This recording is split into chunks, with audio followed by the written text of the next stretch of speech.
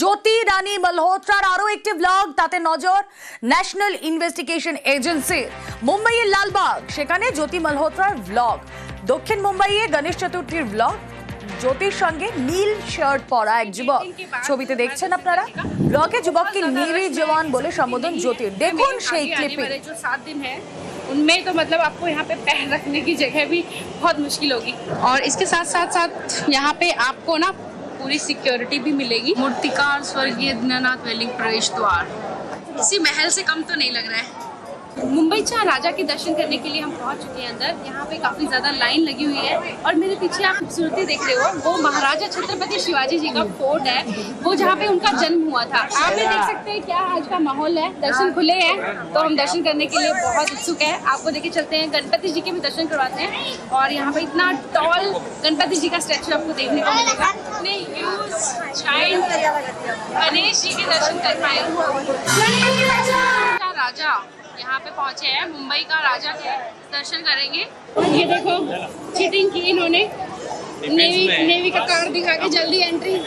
জ্যোতির আরো একটি ব্লগ, যে ক্লিপিং আপনাদেরকে দেখালাম। মুম্বাইয়ে গণেশ চতুর্থীর পুজো, আর সেখানে এক নেভি অফিসারের সঙ্গে তার কথা। দক্ষিণ মুম্বাইয়ের ছবি দেখাচ্ছি আপনাদের। কথা বলবো, আমাদের প্রতিনিধি মৈত্রী ভট্টাচার্য রয়েছেন সঙ্গে। মৈত্রী,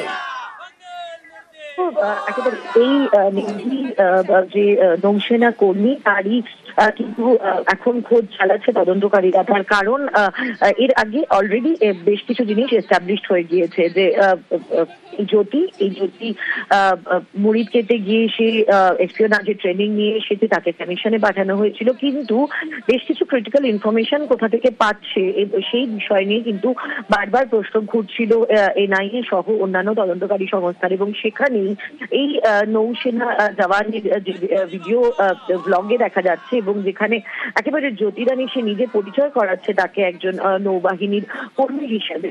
সেই নীল টি শার্ট পরা যে নৌবাহিনীর কর্মী, তাকেই কিন্তু এখন ট্র্যাক করার চেষ্টা করা হচ্ছে। তার কারণ এই ব্যক্তির থেকেই কোন রকম কোনো ভাইটাল ইনফরমেশন বেরিয়েছিল কিনা, কতদিনের পরিচয় ছিল, বা এই নৌবাহিনীর যে জওয়ান সে কোনোভাবে এই জ্যোতি রানীর হানি ট্র্যাপের মধ্যে পড়েছিল কিনা, এবং সেই হানি ট্র্যাপে পড়ে অনেক ক্রিটিক্যাল ইনফরমেশন শেয়ার করে দিয়েছে কিনা জ্যোতিকে, সেই সমস্ত কিছু কিন্তু এবার দেখতে চাইছে তদন্তকারী সংস্থারা।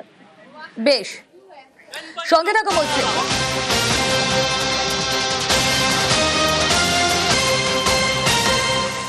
আরো 4 দিনের পুলিশ হেফাজতে জ্যোতি, জেরায় অসহযোগিতার অভিযোগ পুলিশের। একাধিক প্রশ্ন এড়িয়েছেন জ্যোতি রানী মালহোত্রা।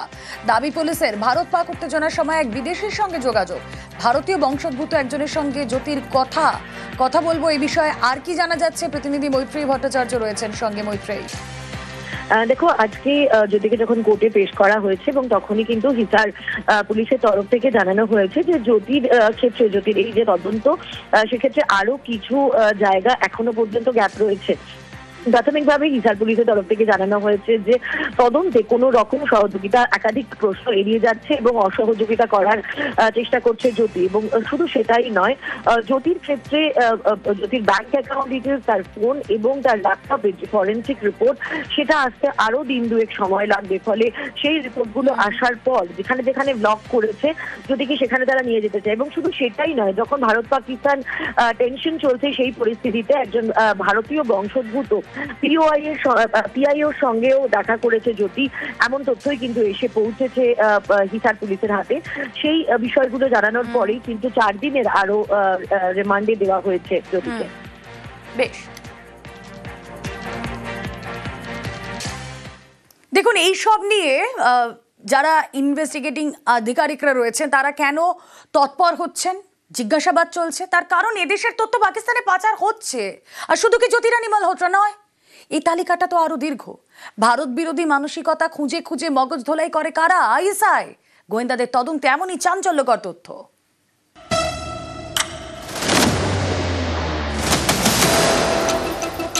এদেশে বসে পাকিস্তানে তথ্য পাচার, পাক গুপ্তচর অভিযোগে একের পর এক গ্রেফতার।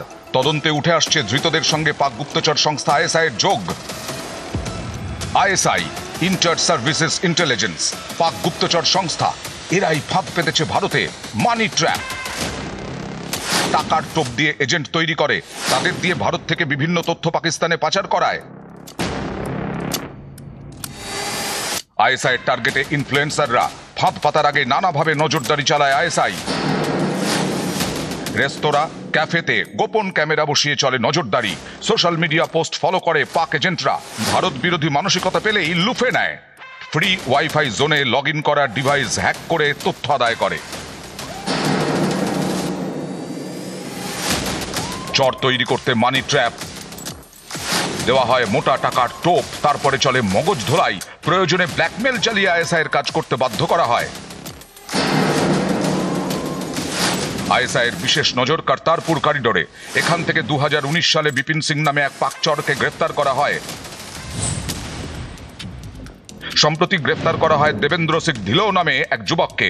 পলিটিক্যাল সায়েন্সের ছাত্র, মাস্টার্স করছে। দেবেন্দ্রকে জেরা করে পুলিশ জানতে পেরেছে এই কর্তারপুর করিডোর হয়েই সে পাকিস্তানে গিয়েছিল।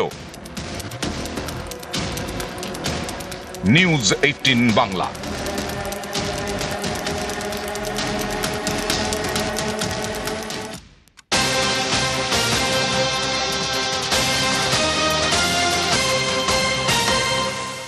কিश्तवाड़े শহীদ সেনা জওয়ান সিঁদুর কেলার নাদারের পর অপারেশন চাষি।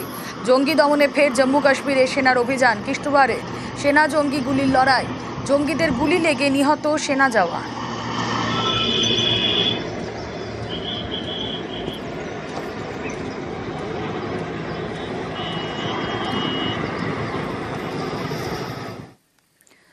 পশ্চিমবঙ্গের একটা বড় অংশ জুড়ে ভারত বাংলাদেশ সীমান্ত, আর এই সীমান্তে অনুপ্রবেশ রুখতে করা মুখ্যমন্ত্রী। উত্তরকন্যায় প্রশাসনিক বৈঠক থেকে পুলিশকে আরো নজরদারি বাড়ানোর নির্দেশ মমতা বন্দ্যোপাধ্যায়।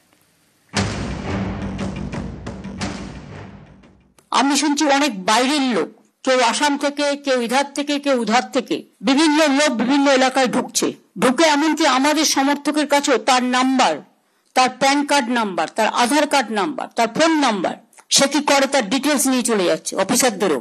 আমি পুলিশকে বলবো, বি অ্যালার্ট। বাইরে থেকে কোনো জঙ্গি যেন কোথাও গিয়ে শেল্টার নিতে না পারে।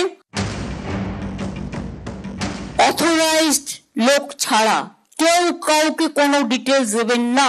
এরকম অনেককে ধরা হয়েছে। ঝাড়গ্রামে একটা টিম ধরা পড়েছে, মালদা, কোচবিহার, কলকাতা, ডায়মন্ডের অনেক জায়গায় ঘুরে বেড়াচ্ছে। চোখ কান খোলা রেখে সবাই কাজ করলে একজনের পক্ষে সম্ভব নয়, ভিজিল থাকতে হবে। যত বেশি ঘোরা যাবে পুলিশের ভ্যান নিয়ে, মানুষ তো জানবে যে অ্যালার্ট আছে। বর্ডার এরিয়া খুব সেন্সিটিভ। বিএসএফ এর দায়িত্বে আছে বলে আপনারা আইসিরা, ওসিরা সব চোখ কান বুঝে বসে রইলেন না, সেটা হয় না। এবং পাড়ার ক্লাবগুলোকে হাতে রাখুন।